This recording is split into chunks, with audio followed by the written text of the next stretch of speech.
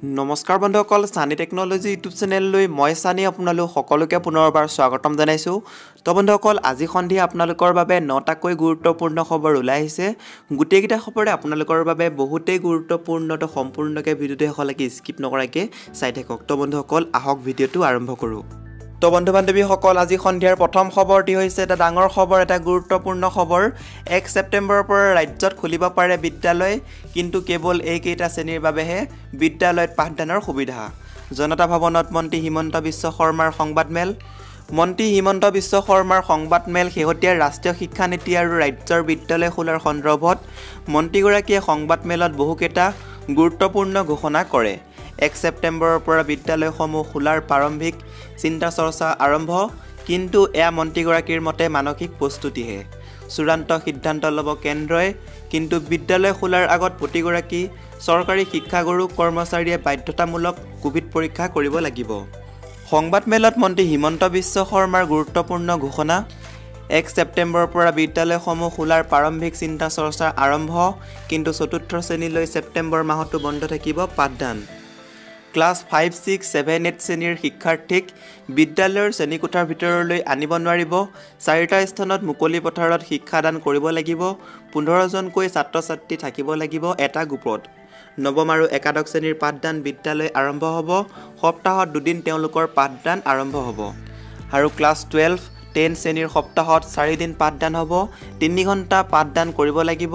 Regular শিক্ষক, TET উত্তীৰ্ণ বা কোনো উচ্চ শিক্ষা সম্পন্নৰ জৰিয়তে প্ৰধান শিক্ষকে পাঠদান কৰিব পাৰিব। ব্যক্তিগত বিদ্যালয়েও এই ব্যৱস্থা কৰিব পাৰিব। নগৰ বা গ্ৰাম্য সকলোতে ইয়াক কৰিব পাৰিব। আগষ্টত 17 দিন বন্ধ থাকিব বেংক, চাওক বন্ধৰ সম্পূৰ্ণ তালিকা। আগষ্ট মাহত যদি বেংকত যাবলগীয়া কাম আছে তেন্তে বন্ধৰ তালিকাখন এবাৰ চাই লওক। আগষ্ট মাহত মুঠ 17 দিনৰ বাবে বন্ধ থাকিব বেংকৰ কাম-কাজ। মাহটোৰ প্ৰথম দিনটোতে অৰ্থাৎ 1 আগষ্টত ঈদৰ বাবে দেশৰ বেছিভাগ অংশতে বেংক বন্ধ থাকিব, অৰ্থাৎ আজি ঈদ আজি বেংক বন্ধ। সাপ্তাহিক ছুটিৰ দিন হোৱাৰ বাবে 2 আগষ্ট দেওবাৰে বেংক বন্ধ থাকিব। সেইদৰে 3 আগষ্টত ৰাখী বন্ধনৰ বাবে দেশৰ কিছুমান অংশত বেংকৰ কাম-কাজ বন্ধ থাকিব। চাবলৈ গ'লে মাহটোৰ আৰম্ভণিৰ প্ৰথম দিন 3 দিনলৈ বেংক বন্ধ থাকিব। ইয়াৰ পাছতে 8 আগষ্ট মাহটোৰ দ্বিতীয়টো শনিবাৰ হোৱাৰ বাবে বেংকৰ সাপ্তাহিক ছুটিৰ দিন। সেইদৰে 9 আগষ্ট দেওবাৰে বেংক বন্ধ থাকিব। আৰু 11 আৰু 12 আগষ্টত দেশৰ বিভিন্ন প্ৰান্তত শ্ৰীকৃষ্ণৰ জন্মাষ্টমী উৎসৱ পালন কৰিব। এই উপলক্ষে বেংক বন্ধ থাকিব। 13 আগষ্টত প্ৰেণ্ট্ৰিয়ট ডেৰ বাবে ইম্ফল মণ্ডলত বেংক বন্ধ থাকিব। 15 আগষ্টত দেশৰ স্বাধীনতা দিৱস উপলক্ষে ৰাষ্ট্ৰীয় বন্ধৰ দিশ। ইপিনে 16 আগষ্ট দেওবাৰে বেংক বন্ধ থাকিব। সেইদৰে 15 আৰু 16 আগষ্ট একেৰাহে 2 দিন বেংক বন্ধ থাকিব। আৰু 20 আগষ্টত শ্ৰীমন্ত শংকৰদেৱৰ তিথি আৰু 21 আগষ্টত হৰতালিকা তীজ উপলক্ষে কিছুমান ৰাজ্যত বেংক বন্ধ থাকিব। সেইদৰে 22 আগষ্টত গণেশ চতুৰ্থীৰ বাবে দেশৰ বেছিভাগ অংশতে বেংক বন্ধ থাকিব। ইপিনে 23 আগষ্ট দেওবাৰ হোৱাত বেংক বন্ধ থাকিব। আনহাতে 29 আগষ্ট মাহটোৰ 4ৰ্থ শনিবাৰ হোৱাৰ বাবে বেংকৰ সাপ্তাহিক ছুটিৰ দিন আৰু 30 আগষ্ট দেওবাৰ হোৱাৰ বাবে বেংক বন্ধ থাকিব। আৰু আজিৰ 2 নম্বৰ খবৰটি হৈছে এটা ডাঙৰ খবৰ, এটা বিগ ব্ৰেকিং নিউজ। আকৌ নতুন ৰূপত আহি আছে টিকটক। পিছে কেনেকৈ এইবাৰ টিকটক ক্ৰয় কৰিবলৈ আগবাঢ়িছে মাইক্ৰ'ছফ্টে। বজাৰলৈ নতুন ৰূপত আহি আছে টিকটক। এইবাৰ টিকটক ক্ৰয় কৰিবলৈ আগবাঢ়িছে মাইক্ৰ'ছফ্টে। ইতিমধ্যে টিকটক আৰম্ভ কৰা বাইটডেন্সৰ সৈতে আলোচনা কৰিছে মাইক্ৰ'ছফ্টে। ভাৰতৰ পিছত এইবাৰ আমেৰিকাত নিষিদ্ধ হোৱাৰ দিশে চীনৰ এপ টিকটক। ইতিমধ্যে ৰাষ্ট্ৰপতি ডনাল্ড ট্ৰাম্পে লৈছে এই সিদ্ধান্ত। টিকটক নিৰ্মাতা প্ৰতিষ্ঠান বাইটডেন্সৰ বিৰুদ্ধে ৰাজহুৱা তথ্য সৰবৰাহ অভিযোগ উত্থাপন কৰি আমেৰিকাৰ ৰাষ্ট্ৰপতি ডনাল্ড ট্ৰাম্পৰ প্ৰশাসন কঠোৰ হৈছে টিকটকৰ দৰে এপসমূহৰ বিৰুদ্ধে। এই সন্দৰ্ভত ট্ৰাম্পে কয় যে আমি টিকটকৰ সন্দৰ্ভত পৰীক্ষা নিৰীক্ষা চলাইছোঁ, লগে টিকটকৰ বিকল্প কি কৰিব পাৰি সেই দিশটো চিন্তা চৰ্চা কৰিছোঁ। কিন্তু তেনে সময়তে টিকটক ক্ৰয়ৰ দিশে আগবাঢ়িছে মাইক্ৰ'ছফ্টে। আৰু যদি মাইক্ৰ'ছফ্টে টিকটক ক্ৰয় কৰে তেন্তে আকৌ টিকটক উপলব্ধ হৈ পৰিব পাৰে ভাৰতত। আৰু আজিৰ 3 নম্বৰ খবৰটি হৈছে এটা ডাঙৰ খবৰ। 5ম শ্ৰেণীলৈকে মাতৃভাষা বাধ্যতামূলক। 2030লৈকে অসমৰ সকলো মহাবিদ্যালয় হ'ব স্বতন্ত্ৰ। শিক্ষামন্ত্ৰী হিমন্ত বিশ্ব শৰ্মাৰ সংবাদমেল। নতুন ৰাষ্ট্ৰীয় শিক্ষানীতিক লৈ এই সংবাদমেল। দ্বাদশ শ্ৰেণীলৈকে বাধ্যতামূলক শিক্ষানীতি। প্ৰাথমিকৰ পৰা মাধ্যমিকলৈ 4টা স্তৰত বিভক্ত। 5ম শ্ৰেণীলৈকে মাতৃভাষা বাধ্যতামূলক। 2030 চনলৈকে অসমৰ সকলো মহাবিদ্যালয়ত হ'ব স্বায়ত্তশাসিত। আৰু আজিৰ 4 নম্বৰ খবৰটি হৈছে বিগ ব্ৰেকিং নিউজ অফিচলৈ পিন্ধি যাব নোৱাৰিব টি-চাৰ্ট আৰু জিন্স পেণ্ট চৰকাৰী কৰ্মচাৰীয়ে কাৰ্যালয়লৈ টি-চাৰ্ট আৰু জিন্স পেণ্ট পিন্ধি যোৱাৰ ক্ষেত্ৰত অসন্তুষ্টি ব্যক্ত কৰিছে মধ্যপ্ৰদেশ চৰকাৰে কৰ্মচাৰীসকলৰ এনে পোছাক পৰিধানে গৰিমা স্লান কৰে বুলি ব্যক্ত কৰিছে চৰকাৰে ইতিমধ্যে গোৱালিয়ৰ এটা চৰকাৰী কাৰ্যালয়ৰ সকলো কৰ্মচাৰীকে টি-চাৰ্ট আৰু জিন্স পেণ্ট পিন্ধি অহাৰ ক্ষেত্ৰত নিষেধাজ্ঞা আৰোপ কৰিছে উল্লেখ্য যে যোৱা 20 জুলাইত মুখ্যমন্ত্ৰী শিৱৰাজ সিঙৰ সৈতে হোৱা এক বৈঠকত এগৰাকী বিষয়াই টি-চাৰ্ট আৰু জিন্স পেণ্ট পিন্ধি ভাগ লোৱা পাছতে এই বিষয়টোক লৈ যথেষ্ট সৰব হৈছে চৰকাৰ আৰু আজিৰ 5 নম্বৰ খবৰটি হৈছে এটা ডাঙৰ খবৰ 1 ছেপ্টেম্বৰৰ পৰা শিক্ষাদান চৰকাৰী বিদ্যালয়ৰ শিক্ষক কৰ্মচাৰীৰ কৰোনা পৰীক্ষা বাধ্যতামূলক 1 ছেপ্টেম্বৰৰ পৰা ৰাজ্যৰ সকলো শিক্ষা অনুষ্ঠান খোলাৰ সম্ভাৱনা 31 আগষ্টৰ ভিতৰত শিক্ষক কৰ্মচাৰীসকলে কৰিব লাগিব বাধ্যতামূলক কৰোনা টেষ্ট চতুৰ্থ শ্ৰেণীৰলৈকে ছেপ্টেম্বৰ মাহটোত বন্ধ থাকিব পঞ্চম ষষ্ঠ সপ্তম অষ্টম শ্ৰেণীৰলৈকে শ্ৰেণীকোঠাত নহয় মুকলি আকাশৰ তলত হ'ব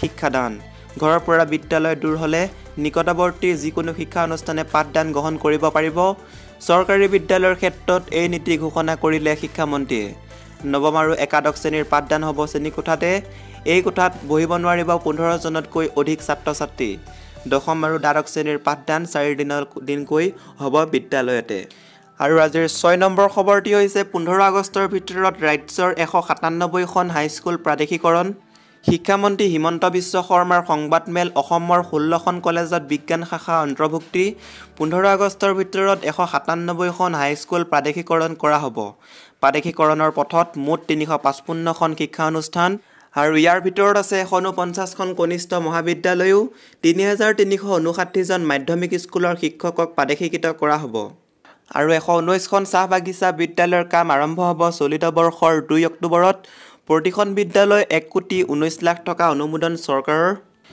আৰু আজিৰ পিছৰ খবৰটি হৈছে এটা ডাঙৰ খবৰ বিজেপিয়ে বান সাহায্যৰ নামত অসমবাসীক মাথো ভুৱা প্ৰতিশ্ৰুতি দি আহিছে কংগ্ৰেছ 3 আগষ্টত চৰকাৰৰ বিৰুদ্ধে প্ৰতাৰণা দিৱস শীৰ্ষক কাৰ্যসূচী ৰূপায়ণ কৰিব কংগ্ৰেছে সাম্প্ৰতিক ৰাজ্যখনৰ প্ৰলয়ংকাৰী বান আৰু গৰাখহনীয়াৰ মোকাবিলা কৰাত কেন্দ্ৰ আৰু ৰাজ্যৰ বিজেপি চৰকাৰ চূড়ান্তভাৱে ব্যৰ্থ হোৱা বুলি গুৰুত্বৰ অভিযোগ উত্থাপন কৰিছে প্ৰদেশ কংগ্ৰেছে অভিযোগ কৰি কয় যে বানপীড়িত ৰাজ্যৰ দুখ দুৰ্দশা আৰু অভাৱ অভিযোগৰ লগতে সাহায্য প্ৰদান কৰাৰ ক্ষেত্ৰতো চৰম অৱহেলা প্ৰদৰ্শন কৰিছে বিগত বছৰবোৰত বান সমস্যা সমাধানৰ বাবে প্ৰকৃতাৰ্থত তৎপৰতা প্ৰদৰ্শন কৰাৰ পৰিৱৰ্তে প্ৰধানমন্ত্ৰী নৰেন্দ্ৰ মোদী একাংশ কেন্দ্ৰীয় মন্ত্ৰী আৰু আমাৰ মুখ্যমন্ত্ৰী সৰ্বানন্দ সোণোৱাল ডাঙৰীয়াই মাথো দি গৈছে কিছুমান ভুৱা প্ৰতিশ্ৰুতিহে উল্লেখ্য যে 2017 চনৰ 1 আগষ্টত বানপানীৰ খবৰ ল'বলৈ আহি গুৱাহাটীত অসম আৰু উত্তৰ পূবৰ বাবে বিশেষ পেকেজ ঘোষণা কৰিছিল নৰেন্দ্ৰ মোদী ডাঙৰীয়াই প্ৰদেশ কংগ্ৰেছ সমিতিয়ে প্ৰধানমন্ত্ৰী আৰু অসম চৰকাৰক প্ৰশ্ন কৰিছোঁ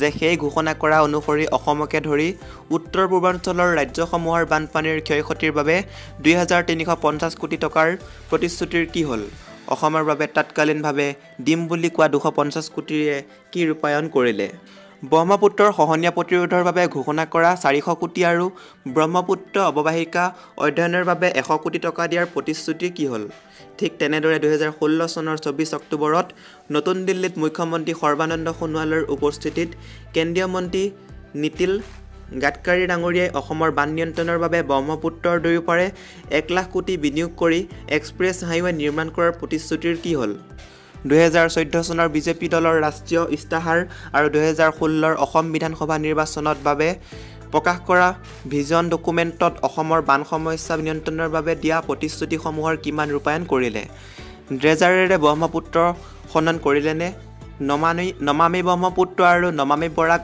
উৎসৱে বানখহনীয়া নিয়ন্ত্ৰণক কিমান সহায় কৰিলে নে অভিযোগ উঠাৰ দৰে এইসমূহ বিজেপি চৰকাৰৰ ভুৱা প্ৰতিশ্ৰুতিহে আছিল এই বিষয়ে প্ৰকৃত তথ্যসহ অসমবাসী ৰাইজক চৰকাৰে অৱগত কৰক অসম প্ৰদেশ কংগ্ৰেছে বিজেপি চৰকাৰৰ এই চূড়ান্ত ব্যৰ্থতা বানাকান্ত ৰাইজৰ প্ৰতি অৱহেলা ভুৱা প্ৰতিশ্ৰুতিৰ এই বিষয়বিলাক সামগ্ৰিকভাৱে অসমবাসী ৰাইজৰ মাজলৈ লৈ যোৱাৰ উদ্দেশ্য অহা 30 আগষ্ট সোমবাৰে সমগ্ৰ ৰাজ্যজুৰি প্ৰতাৰণা দিৱস শীৰ্ষক কাৰ্যসূচী ৰূপায়ণ কৰিব কাৰ্যসূচী অনুসৰি ৰাজ্যখনৰ প্ৰতিখন ব্লক কংগ্ৰেছ কমিটিয়ে নিজ নিজ কাৰ্যালয়ৰ সমীপত নতুবা ৰাজহুৱা স্থানত প্লে কাৰ্ড বেনাৰ আদি লৈ ধৰ্ণা প্ৰদৰ্শন কৰি ভুৱা প্ৰতিশ্ৰুতিসমূহৰ প্ৰতিলিপি দাহ কৰিব অসম আৰু অসমবাসীৰ স্বাৰ্থত প্ৰতিজন কংগ্ৰেছ কৰ্মীকে এই কাৰ্যসূচীত উপস্থিত থাকি সফল কৰি তুলিবলৈ প্ৰদেশ কংগ্ৰেছৰ সভাপতি ৰিপুণ বৰাই আহ্বান জনাইছে। আৰু আজিৰ পাছৰ খবৰটি হৈছে 15 আগষ্টত প্ৰধানমন্ত্ৰী মোদীয়ে কৰিব পাৰে বিশেষ ঘোষণা।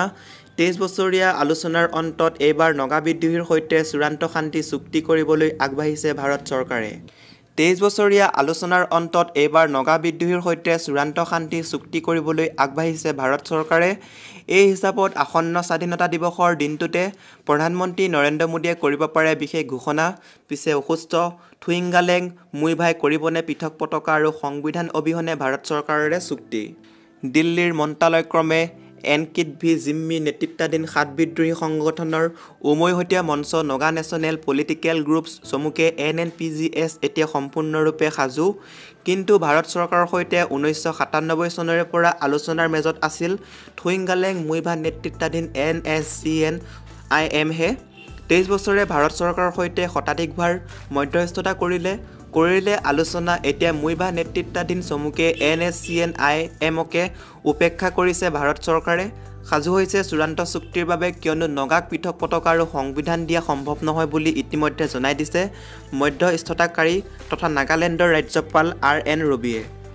RN ৰবি তথা ভাৰত চৰকাৰৰ স্থিতিৰ বিপৰীতে পৃথক পতাকা আৰু সংবিধান অবিহনে চুক্তি কৰিবলৈ নাৰাজ মুইভা। সম্প্ৰতি মুইভা নতুন দিল্লীত চিকিৎসাধীন। ইয়াৰ মাজতে চূড়ান্ত চুক্তিৰ বাবে সাজু হোৱা দিল্লীয়ে মুইভাৰ সলনি আৰু এজন নেতাৰে NSCN-IM-ৰ হৈ চুক্তি কৰাবলৈ চেষ্টা অব্যাহত ৰাখিছে বুলি জানিব পৰা গৈছে।